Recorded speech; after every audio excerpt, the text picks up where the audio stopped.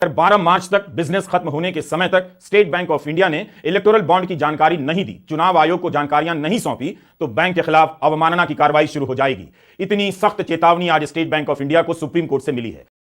दोस्तों, आज के वीडियो में हम देखने वाले हैं रविश कुमार को। जी हां दोस्तों, हम में से ऐसा कौन है जो रविश कुमार को नहीं जानता। रविश कुमार अपनी बेहतरीन और शानदार पत्रकारिता के लिए जाने जाते हैं। आज रविश कुमार बताएंगे कि सुप्रीम कोर्ट ने एसबीआई को ऑर्डर दिया है कि वो इलेक्टोरल बॉन्ड के ऊपर सारी डिटेल्स इलेक्शन कमीशन की साइट पर अपलोड करे, ताकि सब लोगों को पता चल सके कि किसने कितनी राजनीतिक पार्टी को कितना चंदा दिया है। इसके साथ ही साथ एसबीआई और मोदी दोनों की पोल खुलती हुई नजर आ रही है। 15 तारीख को सारी डिटेल्स, फाइनल डिटेल्स अपलोड करने को सुप्रीम कोर्ट ने ऑर्डर दिया है। इसी के बारे में डिटेल्स के अंदर रविश कुमार हमें बताने वाले हैं इस वीडियो में। तो वीडियो को देखिए और समझिए कि हिंदुस्तान के अंदर कितना बड़ा भ्रष्टाचार चल रहा है और उसे खामोशी से दबाने की कोशिश कर रही है मीडिया और खास तौर पर नरेंद्र मोदी सरकार। और इसी वजह से नरेंद्र मोदी सरकार घिरती हुई नजर आ रही है। तो वीडियो को देखिए लास्ट तक। प्यारे बच्चों, जो कुछ करना था कर लो, अब्बू आ रहे हैं। अभी मजा आएगा ना भिड़ो। स्टेट बैंक ऑफ इंडिया की अपील की याचिका सुप्रीम कोर्ट ने रद्द कर दी। एक आखिरी दांव कि किसी तरह चंदे के धंधे में शामिल लोगों के नाम छिपा लिए जाएं, उन कंपनियों के नाम, उन शेल कंपनियों के नाम छिपा लिए जाएं, वो अब हाथ से निकल चुका है। कोशिश बहुत की गई कि उन कंपनियों के नाम सामने नहीं आए, उद्योगपतियों का चेहरा सामने नहीं आए, किसी तरह लोकसभा का चुनाव तक टल जाए। उसके बाद 400 सीटों की बहुमत के अहंकार में किसे क्या फर्क पड़ता है कि चंदा किसने दिया, चंदे का धंधा किसने किया। ये सब क्या देखना पड़ रहा है? अच्छा है मैं अंधा हूं। यह वो फैसला है जिसने 160 अरब के घोटाले से जुड़े लोगों से पर्दा उतार दिया है। बस नाम और चेहरा सामने आना बाकी है। कहां तो स्टेट बैंक ऑफ इंडिया 136 दिन का समय मांग रहा था, उसे मिला 3 हफ्ते का समय। लेकिन अब सुप्रीम कोर्ट ने कहा कि 1 दिन में सारी जानकारी देनी होगी। स्टेट बैंक ऑफ इंडिया के पास अब 12 मार्च के शाम 5 बजे या अधिक से अधिक देर शाम तक का समय है। इस वीडियो को आप पूरा देखिए और ध्यान से। रील्स देखने की आदत ने इस देश की संस्थाओं का रील्स बना दिया है, इसलिए पूरा देखने का धीरज विकसित कीजिए। ये बड़ी अच्छी बात कही आप। मजा नहीं आ रहा है। यह चेयरमैन दिनेश कुमार खरा हैं, जिन्हें शायद स्टेट बैंक ऑफ इंडिया के इतिहास में पहली बार सेवा विस्तार मिला। इससे पहले प्रबंध निदेशक के पद पर 2 साल का सेवा विस्तार मिला था। उन्होंने भारत के सबसे बड़े बैंक के साथ क्या किया। चीफ जस्टिस ने पूछ दिया कि एसबीआई की याचिका पर असिस्टेंट जनरल मैनेजर का नाम क्यों है, जबकि यह एक गंभीर मामला है। इसके जवाब में वकील हरीश साल्वे ने कहा कि ऐसा इसलिए है क्योंकि यह काम उन्हीं का है। कहां तो चेयरमैन को आदेश के आते ही नेतृत्व संभालना चाहिए था। यही नहीं, अभी और सुनिए। शर्म है कुछ शर्म आया है। सबको लगाकर जानकारी जुटाने में लग जाना चाहिए था। यही वो शख्स हैं जो भारत के लोकतंत्र के भविष्य से जुड़ी सबसे बड़ी जानकारी के लिए 136 दिन मांग रहा था। यही वो शख्स है जो 2.25 लाख से अधिक कर्मचारियों के स्टेट बैंक को तैयार नहीं कर सका कि लगो सब, सर्वोच्च न्यायालय का फैसला है, 21 दिनों में ही पूरा करेंगे। इस शख्स ने अपने नेतृत्व का प्रदर्शन नहीं किया, इसे लीड करना चाहिए था। जैसे नोटबंदी का फैसला आते ही सारे बैंक नतमस्तक होकर चुपचाप जुट गए, एक ऐसा फैसला लागू करने के लिए जिसका आधार आज तक किसी को ठीक से नहीं पता। दिनेश कुमार खरा ने भारतीय जनमानस में स्टेट बैंक ऑफ इंडिया की प्रतिष्ठा मिट्टी में मिला दी। इसका नाम ठीक से इतिहास में दर्ज होना चाहिए। अरे बेटे, तुझे थकान नहीं लग रही क्या? वाह मोदी जी, वाह। तुम चुल्लू भर पानी में जाके डूब के मर जा। सुप्रीम कोर्ट की चीफ जस्टिस की बेंच ने कहा कि देश के नंबर 1 बैंक है ये, हम उससे बेहतर उम्मीद करते हैं कि वह हैंडल करे। हमें नहीं पता कि इन 26 दिनों में एसबीआई ने क्या किया है। चीफ जस्टिस डीवाई चंद्रचूड़ ने स्टेट बैंक ऑफ इंडिया से पूछ दिया कि आपने 26 दिनों में क्या किया है, उसके बारे में हलफनामे में क्यों नहीं लिखा है। शाबाश बेटा, बहुत अच्छा लगेगा। स्टेट बैंक ऑफ इंडिया के वकील हरीश साल्वे ने कहा कि हम अलग से हलफनामे में लिख देंगे। तब चीफ जस्टिस ने कहा कि पहले से क्यों नहीं लिखा है। हम स्टेट बैंक से पारदर्शिता और ईमानदारी की उम्मीद करते हैं। इसके लिए चीफ जस्टिस डीवाई चंद्रचूड़ ने अंग्रेजी में कैंडर शब्द का इस्तेमाल किया। इस एक शब्द में दोनों लक्षण आ जाते हैं, पारदर्शिता और ईमानदारी। कोर्ट ने कहा कि यह हालत हो गई है। चीफ जस्टिस ने कहा कि आपने बताया है कि चंदा देने वालों की डिटेल मुंबई ब्रांच भेजे जाते हैं, जिन्हें चंदा मिलता है उनकी डिटेल भी मुंबई ब्रांच में है। हमने तो वैसे भी नहीं कहा कि मैच कराने की जरूरत है, हम केवल जानकारी चाहते हैं, तो आपको आदेश का पालन करना पड़ेगा। चीफ जस्टिस ने कह दिया कि एसबीआई ने अपने फ्रीक्वेंटली आस्क्ड क्वेश्चन यानी वेबसाइट पर सवालों के जो तुरंत जवाब होते हैं मारो हमको जिंदा मत छोड़ो सालो।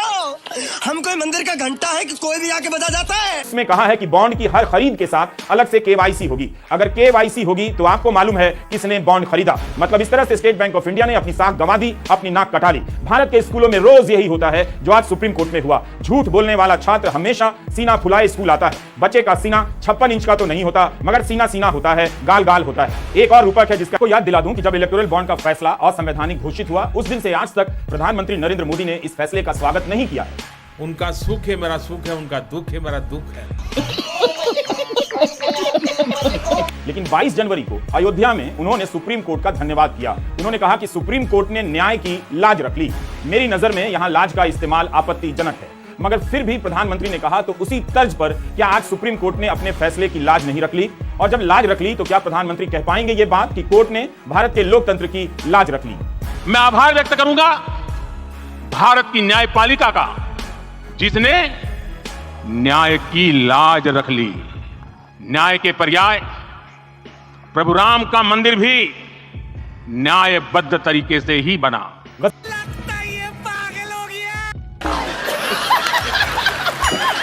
का दिन रहा आज का। एसबीआई जिस काम को बढ़ा चढ़ाकर बता रहा था, कोर्ट ने पकड़ लिया। हमने तो कहा ही नहीं, आप इतना समय क्यों मांग रहे हैं? चीफ जस्टिस ने साफ साफ कहा कि हमने आपसे नहीं कहा है कि आप मिलान करें, मैच कराएं। आपको केवल जानकारी देनी है खरीदार की और जिसने भुनाया, उसके बीच मिलान नहीं करना है। तब एसबीआई ने कहा इतना सारा काम हमसे नहीं हो पाएगा, 3-4 महीने लगेंगे। तो कोर्ट ने यही कहा ठीक है, जितना कुछ है आप उतना दे दीजिए। दिमाग खराब हो जाएगा, मैं अम्मा बहन पे आ जाऊंगा, मैं इनकी अम्मा बहन पे आ जाऊंगा। ये झूठ है, झूठ है, झूठ है। हाल बना दिया है देश का। स्टेट बैंक ऑफ इंडिया नहीं, ये स्टेट ऑफ इंडिया है। सबको समझ आ रहा था। बेंच ने कहा आपकी दलीलों से हमें यह समझ आ रहा है कि आपको इस जानकारी को देने में दिक्कत नहीं है कि किसने बॉन्ड खरीदा, कितने का खरीदा, और यह भी बताने में दिक्कत नहीं है कि किस पार्टी को कितने का बॉन्ड मिला।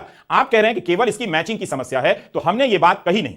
26 दिनों में आपने 5,000, 10,000 कुछ तो बॉन्ड का मिलान किया होगा।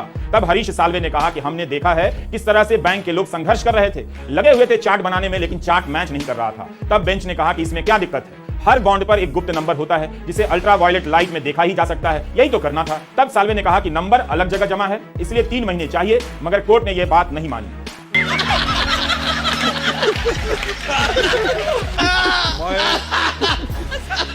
हरीश साल्वे पूरी कोशिश करते रहे कि किसी तरह कुछ दिन मिल जाए। पहले 136 दिन मांगते रहे, फिर 3 हफ्ते पर आ गए कि बिना सभी डेटा का मिलान किए हुए भी जानकारी देने में 3 हफ्ते का समय चाहिए। तब बेंच ने कहा कि किस बात के 3 हफ्ते, 1 दिन में दीजिए। बात खत्म हो गई। सुप्रीम कोर्ट ने कह दिया स्टेट बैंक की याचिका में ही पर्याप्त रूप से बताया गया कि जानकारियां उपलब्ध हैं, इसलिए 30 जून तक समय मांगने का आवेदन रद्द कर दिया गया।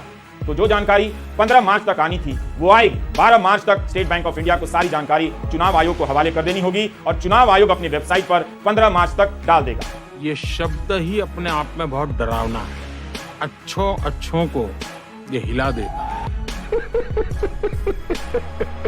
15 मार्च शाम 5 बजे तक भारत के इतिहास का सबसे बड़ा चुनावी घोटाला और उससे जुड़ी हर जानकारी आपके सामने होगी। और अगर बैंक ने यह जानकारी आदेश के मुताबिक नहीं दी तो कोर्ट ने कहा है अवमानना की सजा मिलेगी। यह वो देश है, यही प्रधानमंत्री हैं जो कहते थे स्विस बैंक में काला धन जमा है। एक एक जानकारी सामने आएगी, लोगों के खाते में लाखों रुपए जाएंगे और उन्हीं की नाक के नीचे स्टेट बैंक ऑफ इंडिया चुनावी फंड के काले धन को नहीं बताने के लिए कितना संघर्ष कर रहा था। भारत की सड़ चुकी गोदी मीडिया की पत्रकारिता इस चुनौती को कभी स्वीकार नहीं करेगी। साले को बम से उड़ा दूंगा एक बार हाथ में आ जाए तो। जो काम स्टेट बैंक नहीं कर सका वह काम गोदी मीडिया कर देगा। इस पूरे मामले पर चुप हो जाएगा। चैनलों पर फर्जी सर्वे के जरिए 400 सीटों की जीत का कवरेज बढ़ा दिया जाएगा ताकि जनता भूल जाए कि इलेक्टोरल बॉन्ड को लेकर क्या हुआ था, क्या जानकारी आनी थी, जो आनी थी वो नहीं आई। फिर भी सुप्रीम कोर्ट में आज जिस तरह से स्टेट बैंक ऑफ इंडिया की दलीलें ध्वस्त हुई, उससे साफ है कि इस जानकारी को छिपाने के लिए कितना प्रयास किया गया, कितने लोग डरे होंगे। बेशर्मी की सारी सीमाएं पार कर ली गई। डांट पड़ेगी, डांट पड़ जाए, मगर किसी तरह 15 मार्च की डेडलाइन टल जाए। सबने देखा कि इलेक्टोरल फंड के फ्रॉड को सामने लाने में प्रधानमंत्री नरेंद्र मोदी फेल हो गए। I am sorry, बाबू। सरकार की चुप्पी, स्टेट बैंक ऑफ इंडिया का इधर उधर करना बता रहा है कि कितना कुछ छिपाया जा रहा है। या वो याचिका थी जो सुप्रीम कोर्ट का भी इम्तिहान ले रही थी। कितनी बातें होने लगी कि क्या कोर्ट राहत देगा, क्या चुनाव से पहले चंदे के पीछे का धंधा कभी सामने आएगा। आज सुप्रीम कोर्ट ने उन सारी अटकलों और अफवाहों को खत्म कर दिया। स्टेट बैंक ऑफ इंडिया की अपील को खारिज कर दिया और रिजेक्ट हो गए वे सारे झूठ जिसे ईडी और गोदी मीडिया के दम पर सरकार और स्टेट बैंक ऑफ इंडिया अपने सीने पर लगाकर घूम रहे थे। नमस्कार, मैं रवीश कुमार। अरे हम तो फकीर आदमी हैं, झोला लेके चल पड़ेंगे जी। लवणेन भोजन खत्म। Bye bye, tata, good bye, गया। ये बिक गई है गवर्नमेंट, अब गवर्नमेंट में कुछ नहीं है। जी हाँ दोस्तों, तो आज के इस वीडियो के अंदर आपने देखा कि किस तरह से रवीश कुमार ने बताया कि इलेक्टोरल बॉन्ड के तौर पर हिंदुस्तान का सबसे बड़ा भ्रष्टाचार चल रहा था, जिसे नरेंद्र मोदी सरकार यानी बीजेपी चला रही थी, और उसका पर्दाफाश कर दिया है बुरी तरह से कुछ लोगों ने। और इसके साथ साथ एसबीआई और मोदी का भी सारा के सारा पर्दाफाश होने वाला है 15 तारीख को। जी हाँ दोस्तों, इसके अलावा सुप्रीम कोर्ट ने भी बुरी तरह से लातड़ लगा के बता दिया कि अभी भी हिंदुस्तान में इंसाफ बाकी है। वीडियो अच्छा लगा तो लाइक और चैनल को सब्सक्राइब करें। Thanks for watching.